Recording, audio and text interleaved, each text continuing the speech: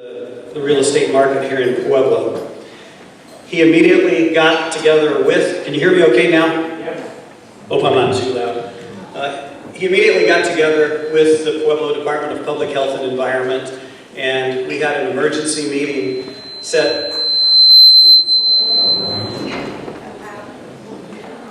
up, and I mean, they were Johnny on the spot.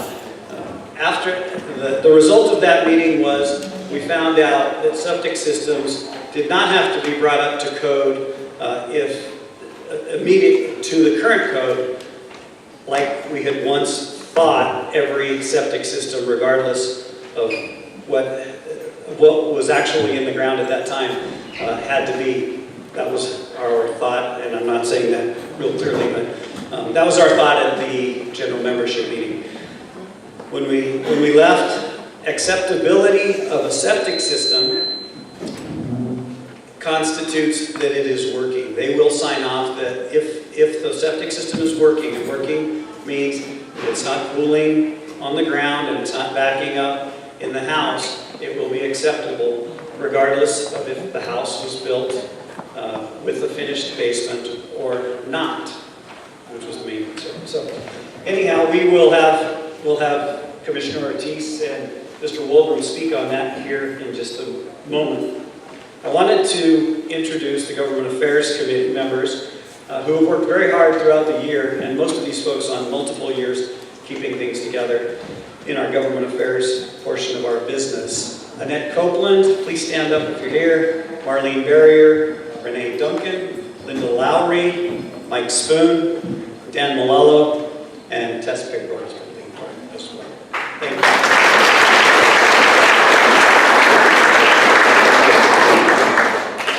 This is a special membership meeting as opposed to a lunch and learn, and thanks to the Board of Directors for paying for this. We appreciate you all very much.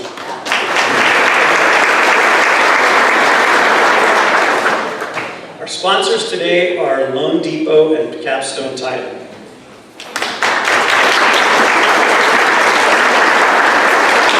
And I'd like to invite Diane Van Buskirk up to the podium.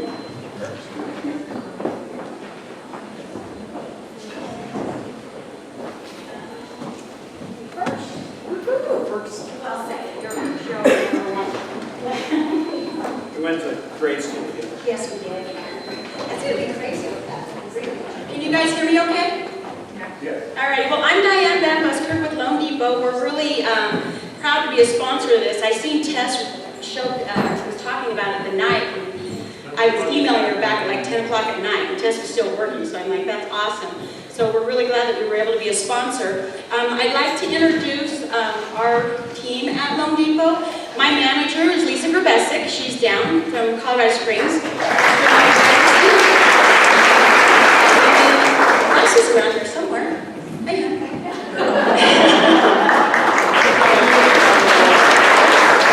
And then we have a new assistant. So if Mary Ann could stand up.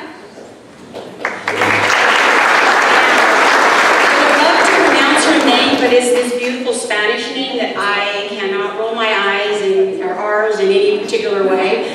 So you have to pop by a second. I don't even know how to say it. You guys have to, she speaks it beautiful. So on that note, something that's really, really cool is she's very fluent speaking Spanish. So this is going to be really nice for us at Loan Depot. If you guys are working with Spanish-speaking borrowers, we actually have somebody now that can interpret and help us. Maybe I'll learn a little bit out of it, listening from her. So I don't want to take too much time because I know you guys have a lot to talk about, but just a few things. We put a little flyer on your table. We wanted to mention what we do, just some different programs. That's what we do as far as we deliver the promise. Something that we had thought about in talking is, if it does end up where they need a septic, if it's a buyer needing to fix it or wanting to, or even a seller, I mean, we do the renovation loans. We do them as a refinance. So, I mean, that is an option to do either a conventional, a VA, or an FHA renovation loan. If it ever runs into that, but luckily it sounds like that's not going to be as big of a problem as we had thought it might. And then the other thing is we have some information about our extended lock. Construction is just booming right now, and we can lock up to 9 months out and have a 45-day float down option. So it's really a great program for people with us not knowing where these interest rates are going to be going, that they can lock up to 9 months and float down if rates happen to improve a little bit. So I just want to say thank you very much. You guys have questions? My number, contact, Russ's contact information, everything's on here, so give us a buzz. We'd love to help you out with everything. Kendall?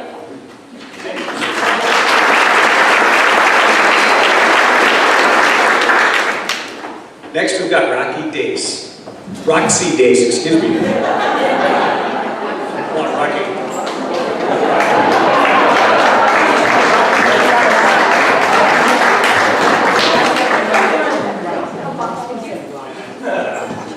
That happens a lot, so it's okay. People call me Roxanne also, and unless I don't like you, I don't. I'm the branch manager of Capstone Title. My name is Roxy Days.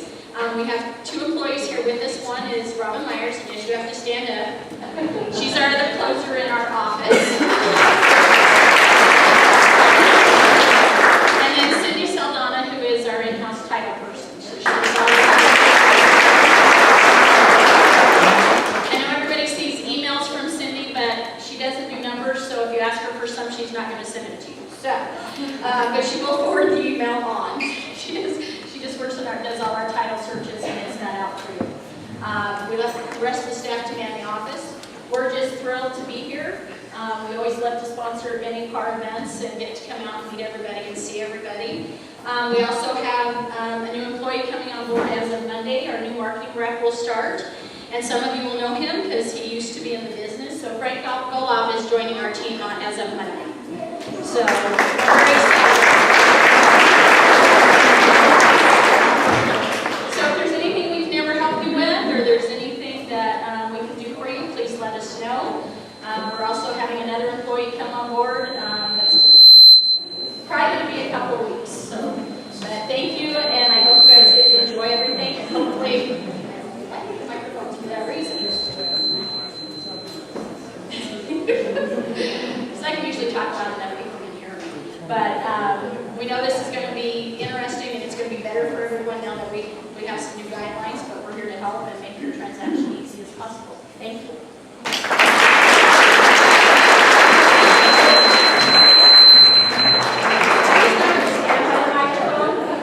If you haven't put your business card in the house out front, Diane and I have brought giveaways that we're going to do drawings for based on your business card. So there's like 7 items. Roxy, turn the mic. It's facing that blue speaker. Feedback. It's facing the speaker. Yeah. Rhonda knows she needs to give me more direction. But we have a bunch of giveaways we're going to do. There's like 7. So if you haven't put your business card out there or borrow one from somebody who scratches their name out, it would be great. People are doing it. So thank you.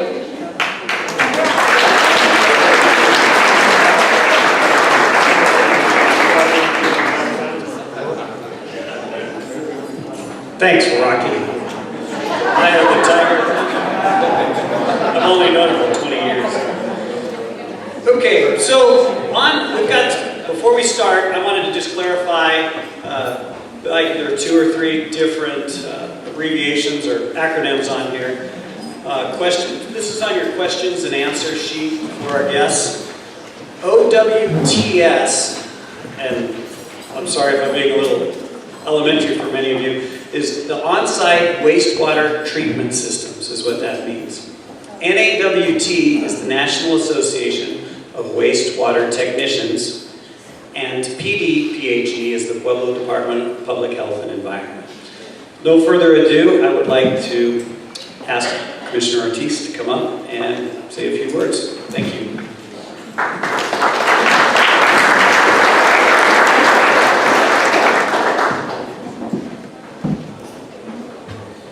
Good afternoon. My voice, I apologize, doesn't carry as well as others. Can everyone hear me okay? No? I'll try to speak into the mic a little more.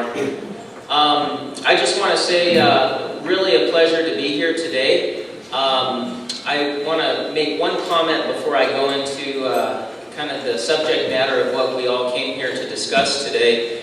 As I was a candidate coming into this process of running for office and had the opportunity to meet with the Political Affairs Committee for the Pueblo Association of Realtors. I think that was a really good experience for me because it really gave me the opportunity to see and to hear first-handedly how important some of the policies that we pass in government really are.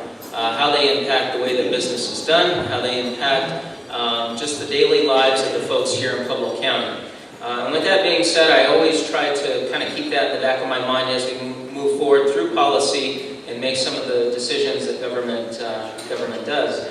With that being said, I had the opportunity to present some time ago at I think it was a Luncheon or an annual membership meeting, such as this, and a general membership meeting, right, Kendall? Yeah.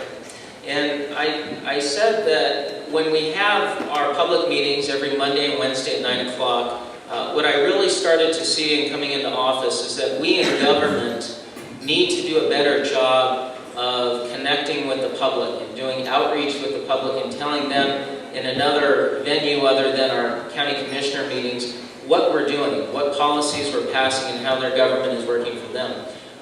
Which is why I had this idea, and we did move forward, and we produced a county briefing. This county briefing has a lot of important information about how your county government works, how your tax-paying dollars are being spent, and I am enthused by the wonderful crowd that we have, but we didn't bring, I think, 200 plus, but we certainly did bring quite a few and left them on the desk that you can pick up on your way out. But my point, and a good segue into this discussion, is that when we do things as government, whether it be the Board of Health or the Board of County Commissioners, I understand and we appreciate the opportunity to communicate with you and talk about how these policies can be refined so that they're working for you and not the other way around. With that said, I just want to thank the team I have here, Adam Uhernick, the Public Information Officer of Pueblo County, Chad Wolgram from the Health Department. I apologize, I won't get out the revised fancy name. But Chad is here. Chad has done an outstanding job in helping me meet with PAR to discuss some of these changes and really communicate that. So with that said, I'll welcome Chad here and let him give an overview of some of these recent policy changes. And Adam is here with me as well to, at this point, take some feedback. And as I always state, our best asset are our ears, or should be. We work for you and we appreciate the opportunity to be here. Thanks so much.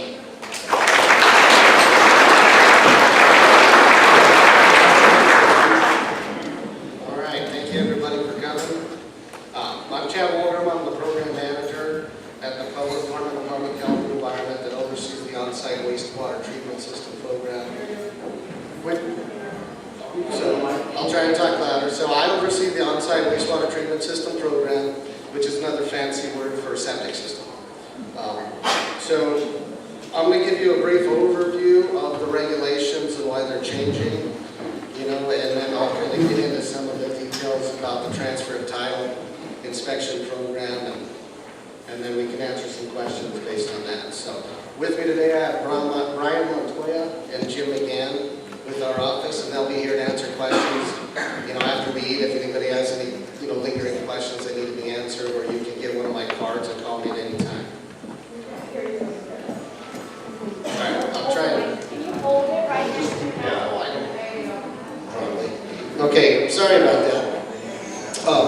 So in 2017, the State Health Department updated the Colorado regulations regarding on-site wastewater treatment systems. And so what happens is once they update it, each county has 1 year to update their regulations that either are as stringent or more stringent than the state regulations. And so we held a couple of stakeholder meetings prior to the adoption. We put public notices in the paper. And then on June 27th, we held a public hearing at the Health Department in front of the Board of Health to adopt these regulations. So there are some optional sections of Regulation 43, which is the state regulation that we can opt into, and one of them was the transfer of title inspections. Another one is use permits, to where each homeowner would have to certify their system, every 5 or 10 years, and have that recertified by the health department every time. We did not opt to do that. And another one is a reduction in setbacks for higher treatment level units. So those are engineer designed systems where you can't meet, the requirements for, suitable soil or setback distances from water. So if we did that, then you'd have to have an operations and maintenance plan, you'd have to have an oversight program, and that would cost the homeowners a lot more extra money. So we opted not to adopt that at that time too. But we did adopt the on-site, or the transfer of title inspection program, and we did it basically to ensure that each septic system is functional at the time of sale.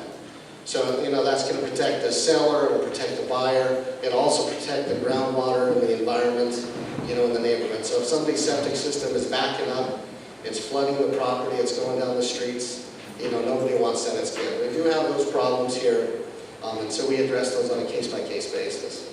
But briefly, some of the other things that are going to affect, before I get into the meat about the transfer of title, is we're reducing the maximum occupancy of the homes when sizing the septic systems to one person per bedroom after the first 3. So that will reduce the size of the septic systems on the homes. So they won't be covering the entire backyard that we've seen kind of recently, so we've reduced that to 1, and then also the separation distance between the trenches has, gone down to 4. So the footprint of the system's getting smaller, and the system itself should be getting smaller as well. So outflowing screens, so those are a screen on the outflow side of the tank, and so those are only going to be required if there's a grinder pump in the basement, an injector pump. The rest of it, that's up to the homeowner if they want to put effluent screen in, but if you have a basement with an injector pump that's got to pump the sewage up and out, then you'd have to have an effluent screen on the outlet. And that's because once you grind up the sewage, it stays in suspension in the tank longer, and it doesn't settle out like the other sewage would. So I know we're getting ready to eat, nobody wants to hear that. So there's a reason, there are reasons for that. So some of the other things is they put in new soil types that have rock, with soils with a lot of rock, they put in new soil types, and that's way too complicated for me to even explain. We're still trying to work through some of those new requirements, but so hopefully the size of the systems are getting smaller. There's also, if you have to bring in sand, they did reduce the type of sand, so it doesn't have to be the perfect concrete sand that you'd have to bring in if you're replacing soil. So they put in a preferred sand and a secondary sand. And so it does give you more options on sand, so it should reduce the cost of these engineer design systems as well. So now on to what I think everybody's here for is the transfer of title inspection. So inspecting the septic system is extremely important. That's one of the most important things on the whole, is your septic system. If your septic backs up, if it floods your yards or if it floods your basement, that's a big issue and it's got to be taken care of. So every septic system should be inspected, at the time of sale to make sure that it's functional, make sure, that the new home buyer is getting a good system that's working. So from now on, these can be done by a third party, private company that's certified to do that. So they get certified through the National Association of Wastewater Technicians. So they can provide the inspections, or we can provide the inspections here at the health department. So there will be options out there. We definitely don't want to put those guys out of business, so we're not going to try and compete with them, or we're not going to require that our services be used. But they'll be able to provide their inspections to us, and then we'll write an acceptance letter based on that. And so I think one of the main things that was going around, was that we're going to require every septic system to be brought up to code before sale, which that is not true. So if there's a part of the septic system that's in a state of failure, then that part of the system, needs to be corrected. So if your tank is crumbling, collapsing, of course we're going to make you fix that.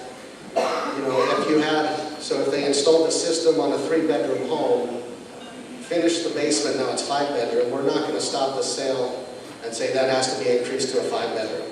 As long as that system is functional, all we're doing is documenting that that is, you know, a 3-bedroom size system on a 5-bedroom home. And so that can become a negotiating point between the buyer and seller. But it is good for them to know that, you know, that system is not sized for the maximum occupancy of that home. So it's just a document, it's just documenting that. It goes on the, you know, on the acceptance letter that we'll put out. We're not going to require anything to be corrected unless it's in a state of failure. There's also a clause in there for a waiver of an acceptance document. So if it's a new home that's never been occupied, we're not going to require it to be inspected. So, you know, if it's just been built and gets sold, you know, we're not going to get involved. We're not going to, you know, shut those sales down. It's the occupied homes that we're concerned about that's been functioning. So the waiver of the acceptance document, if the buyer of the home agrees to do the repairs to the septic system within an allotted time frame, then we can write a conditional acceptance document based on their agreement to fix the system and bring it up to code. So that gives, you know, a little bit of leeway in there to do it. And the time frame is going to be set on the number of repairs and the type of repairs that are going to be made. So if they have to replace the whole system, we might give them 20 or 30 days to pull the permit, you know, and get that done. If it's, you know, repairing just a building sewer or repairing a component inside the tank, that can usually be done within, you know, a couple of days. And so we'll require that to be done. So really, I mean, so in your handouts, you've got our code here. So this is the code for the transfer of title inspection. Sorry. And so everything that you need to know will be on here. So all of our forms are going to be on our website, so you'll be able to download our forms for inspection. Our regulations are now on our website. Those have been updated and they're there. We're still working on our new applications and our new inspection forms, so those will be coming soon. One thing we kind of talked about this morning is we're going to kind of try and phase this in over the next couple of months and really kind of begin again October 1st. So it's really when we're going to start requiring that, you know, it gets inspected and the inspection comes to us and we write the acceptance documents, you know, and get out there. So we're going to try and kind of phase it in because that kind of gives us time to kind of make sure our program's up and running before we go ahead and kick it off. So we're going to kind of get that going. I mean, it's still good right now to start making sure that you're having them inspected. You know, pretty much the second you know something's going on the market, it's probably a good idea to go ahead and start that process so we're not holding it up, you know, 2 days before closing. You know, because we don't know if the pumpers and cleaners can get out there so quick or if we'll be able to get out there so fast. So right now our septic system program it's booming. You know, we're building new houses, you know, at a very high rate in Pueblo County, as I'm sure you all know. And so we're just kind of booming and we're extremely busy. So the sooner we can get notified, you know, and get the inspection on our calendar, the sooner we can make sure we're providing you good service and making sure we're not holding up your sales or your transfer of titles.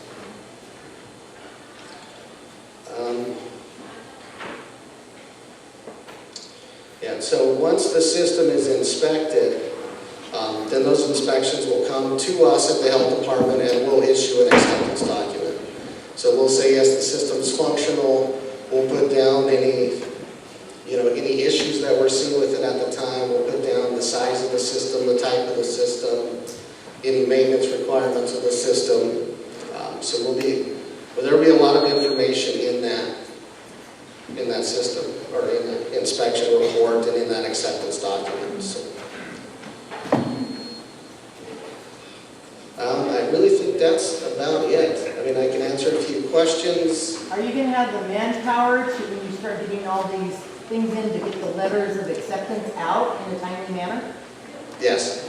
So we did hire more people in the septic program, so I have a staff of 4. I mean, they do have other duties to do right now too, but we will be able to accommodate that in a timely manner. We're hoping about 2 business days we should be able to get that letter out. Are you saying that any property that's transferred, regardless of the buyer chooses require this application and this inspection? Yes. So can you like repeat the questions, or if you guys will raise your hands, I'll bring you a microphone so that they can actually hear what you're asking, especially from back there. They can't hear back there. Repeat that question. So, you want to re-ask the question? Hang on.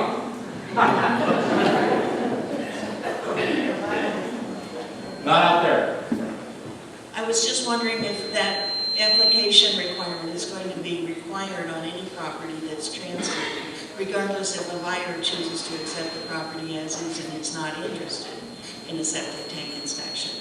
Yeah, it is required. it is required for the homeowner to provide that, do that inspection and provide it to the buyer. And this is going to go into effect for sure on October 1st? Yes. Thank you. You tell me who's next, Chad. This gentleman right here. So you mentioned about the screens. Now, if we have a current existing system with an ejector pump, is that going to cause a failure if it doesn't have a screen on it currently? No, because that was installed during the regulations that were approved at that time. So we're not going to require that unless we see that it's causing a failure or something with the system. You know, if you're getting solids blocking up your leach field, we may recommend that you look into something like that, but we won't require it. Under your minimum requirements, number 3, alarms, control devices, and components necessary for a working home. What's an alarm and a control device? Okay, so some of the septic systems that are engineer design, which means they have to be designed because they didn't have suitable soils, or there was high groundwater or shallow bedrock, they have to be engineer designed, and those have to be pressure dosed by a pump. And so anytime you have to have a pump, you have to have an alarm on that pump to indicate if the pump fails.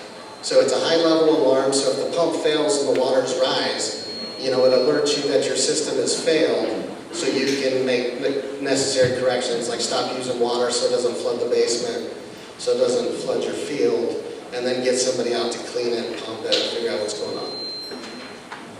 So my question is, some of us use like third-party vendors, like Flow Right, and they come out and they pump these septics. So the septic will be pumped, and then you guys will follow up and come out and inspect it once it's pumped? Yes. Yeah, well, we're going to try and be there at the same time that they pump it. So we're going to work with them. So anybody that pumps and cleans systems, we're going to have lots of meetings with them, and we're going to try and be there on site when they pump it. So that way we can see any failures or, you know, the water levels in the tank before they pump it. Okay, so if you're there at the same time, how long is it going to take for each inspection? And then, I mean, you have 4 people. Right. So each inspection should probably only take about an hour. So we should be able to get out there, do the inspection, then get back, and then we'd have to write the letter. So hopefully that next business day or the day after, we should have that letter out there. Are there a couple companies now that are tied in with you that you will accept their certifications without you guys having to come back out and redo it? So right now, I think there are a couple companies that are certified, and I believe that on the Loop Septic, I don't know if they're around here today, there's UV and Budget 8 Septic are certified through the National On-Site Wastewater Technicians. And then my guys, these 2 guys here from my office are also certified. So.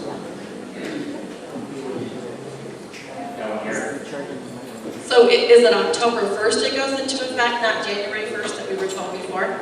Well, October 1st, we're going to start rolling out the program. January 1st is the requirements for the pumpers to get certified. So I have to give them an amount of time because those classes only come around once or twice a year. So I'm giving them a little bit of time to get certified to get that done. Okay, and then my other question is, there's been a lot of septic systems that have failed, but the sellers are being told that their tanks are not big enough. So are the people that are certified, are they going to understand that you're not requiring them to put in a new tank and a bigger leach field if, you know, say that they finish their basement after the fact? Right, yeah. So we'll be having meetings with them, you know, in the next month or a couple meetings, we'll set up any meetings we can with them to make sure that we're all on the same page. So really, they just do the inspection report, submit it to us, and then we issue the acceptance document, for the transfer. Since we can't hear you back here, are you guys going to go out and inspect every septic system as the health department, or what?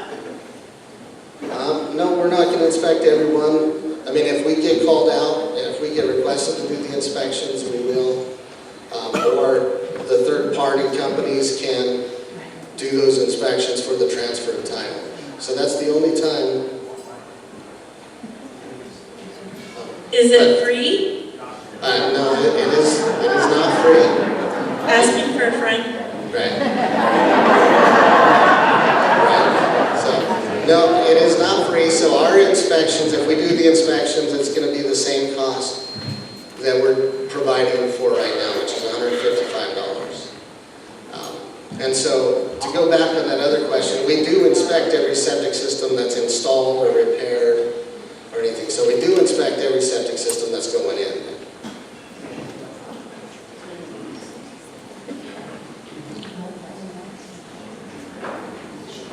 Can you explain the exact process that we have to go through as real estate agents to ensure that this is done in a timely manner so we can get to the closing table on time?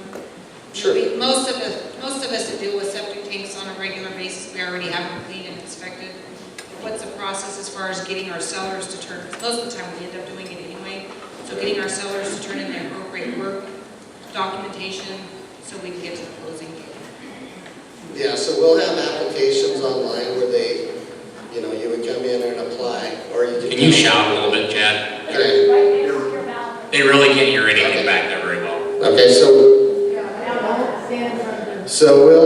we'll have our applications online that you can download and print, so you can get those ready, filled out, and sent to us, and kind of let us know if you already have the pumper cleaner scheduled, we can try and get there at that same day. So if we use somebody like Budget 8, they can do it all? They can. The reports from you? Yeah, so there will still be an application process that you would have to fill out. So you'd have to fill out the application, but they would provide the inspection.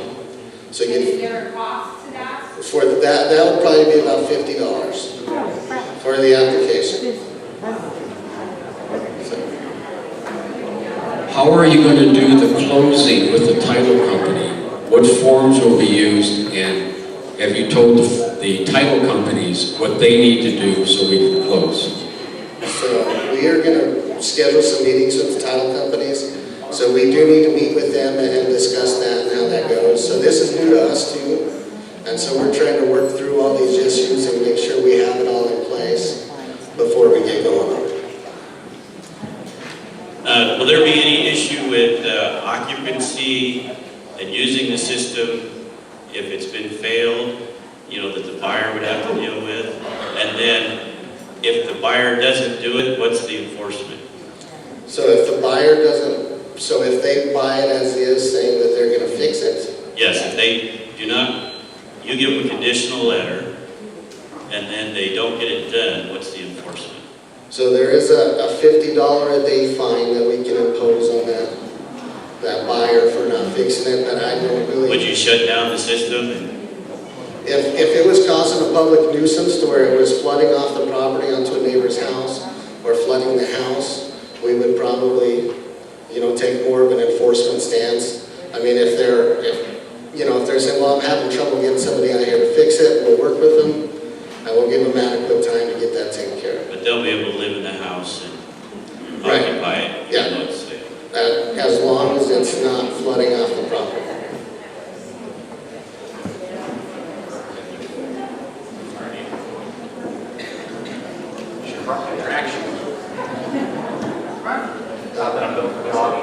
So I'm just trying to get all of our fees in order. We've got a $50 application fee. $155 fee to inspect.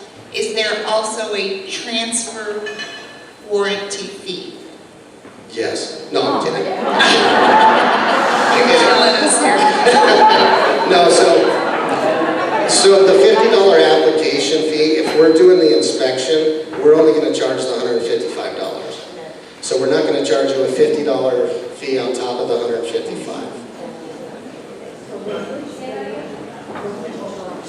So, okay, so the application fee will only be $50 if someone else is providing the inspection. So if one of the private companies is doing the inspection, we have to pay our people, to review their reports and write the letters. That's why there's a fee. But if we're doing the inspection, we're not charging you the extra $50 application fee. It's all wrapped in and tied together. So on transfers of property, let's say I want to deed my house to my son and reserve a life estate for me. Does that constitute a transfer where we're going to have to get a septic inspection? Potentially, that's something we're going to have to kind of work out in the next couple months and kind of figure out, exactly if it's a transfer to a family member. I would still want it inspected, but that's something we'd have to work out. So it is on a case-by-case, kind of basis as far as those waiver of acceptance letters. So that would kind of fall under there, and we kind of review it and go from there. I have a question regarding if you guys do the inspection, will the tank have to be pumped before you come and do the inspection? Yes. So that's the extra fee because it's other companies that are doing the pumping, right? Right, you'd have to pay the pumping company to do their work. So there is the pumping fee, the $155 for you to do the inspection, and then the $50 transfer fee. No. If we do the inspection, there won't be the $50. The 50 transfers. So the certified pumpers that can do the inspections may do it all for a different fee. Have you all talked to them about what they're going to charge for all of that? Because they'll come out, do the pumping, do the inspection, then submit it to you, and then there's that $50 transfer fee. Right. Yeah, so I've talked to a couple of them on what they're planning on doing, and that's really up to them for setting their fees. I can't regulate them on setting fees for service. Okay. Nobody back here could really hear you, so they didn't hear that there is that whole that list that you're going to post of people who have been certified to do the inspections, but they would also do the pumping. Yeah, most people that do the inspections right now also do the pumping, and so they'll be able to provide both services for you.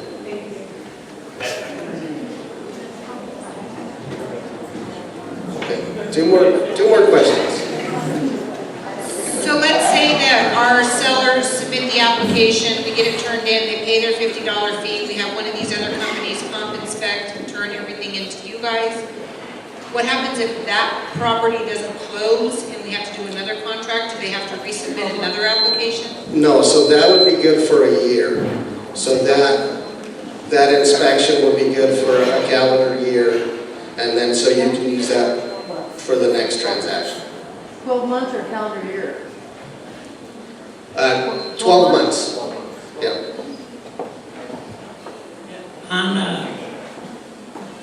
I'm just trying to figure from a numbers standpoint. I know each inspector does, 3 to 4 a day, I believe. Yeah, it kind of depends on what we're inspecting. Site and soil evaluations can take us 2 to 4 hours. Just inspecting an install can take us an hour and a half.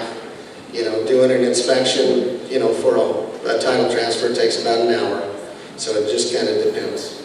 And I believe there's 300 to 500 property transfers in the county a year, depending.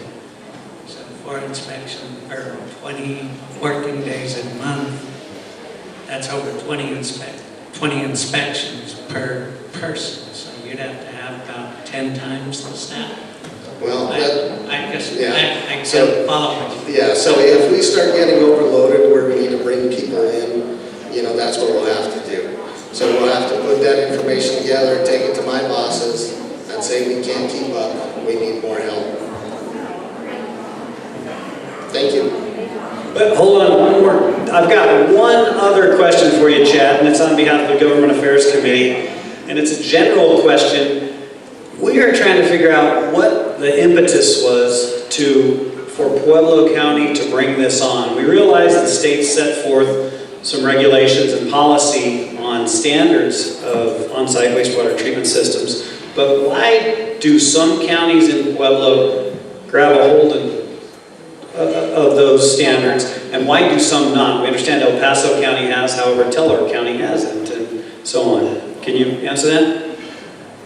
Yeah, so that's optional by the county, you know, and we decided to adopt it because it's helping us making sure that our septic systems are working, you know, on a kind of regular basis. So not everybody knows that they have a septic system. A lot of people buy a house in Pueblo West and think they're on sewer, you know, and then they start flooding the system and don't know what's going on. So this will kind of help educate the buyers. This will help make sure our environment and our groundwater staying clean and making sure we're catching some of these failed systems as they go through. Okay, thanks. And what happens down the road if a county does not accept this state standard? That would really be kind of up to the state. So I don't know if the state is they're going to require that by the county in the future. I'm not too sure what the Water Quality Control Commission his plan is for the future.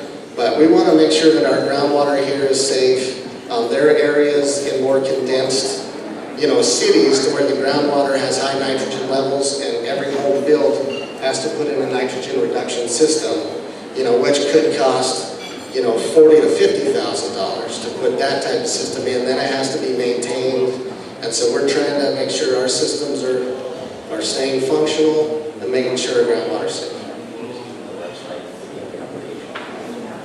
Oh, sure. So the applications will be on our website, and I believe that is pueblohealthdep.org. So I'll have cards up here.